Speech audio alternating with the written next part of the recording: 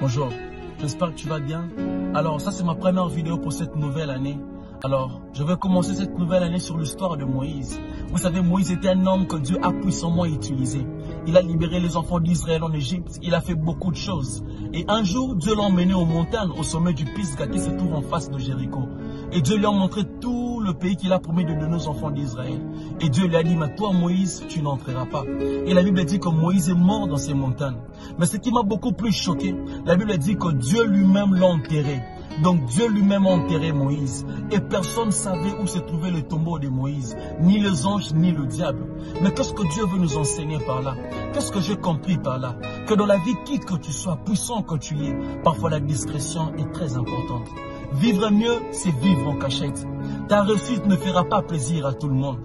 J'aime cette phrase qui dit, n'écris pas trop ton bonheur, car la jalousie a un sommeil logé. Tu ne sais pas qui est jaloux de toi.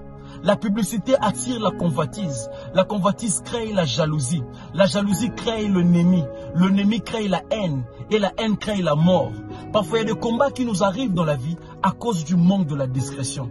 Le bonheur est protégé lorsqu'il n'est pas exposé. On protège toujours ce qu'on aime.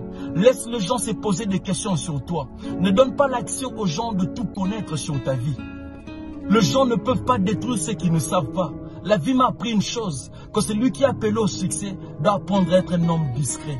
Le succès oblige la discrétion. Tout projet n'est pas à dire. Souvent le projet lui-même doit être surpris d'être réalisé. Ne confie pas tes problèmes à tout le monde. Tu n'es pas obligé de faire savoir à tout le monde ce qui est en train de se passer dans ta vie. La même personne à qui tu parles de tes problèmes, c'est la même personne qui se moque de toi. Ils font semblant de t'écouter, mais ils se moquent de toi à la fin. Ils font semblant d'avoir pitié de toi, mais ils sont contents de leur cœur. Ils font semblant de t'appeler au téléphone, mais ils vérifient si leur sorcellerie a marché. Ce n'est pas tous ceux qui apprennent de tes nouvelles qui se soucient de toi. Et tu n'es pas obligé de tout publier sur les réseaux sociaux. Vos erreurs, vos souffrances, tu n'es pas obligé. Un moment dans la vie, il faut se retirer.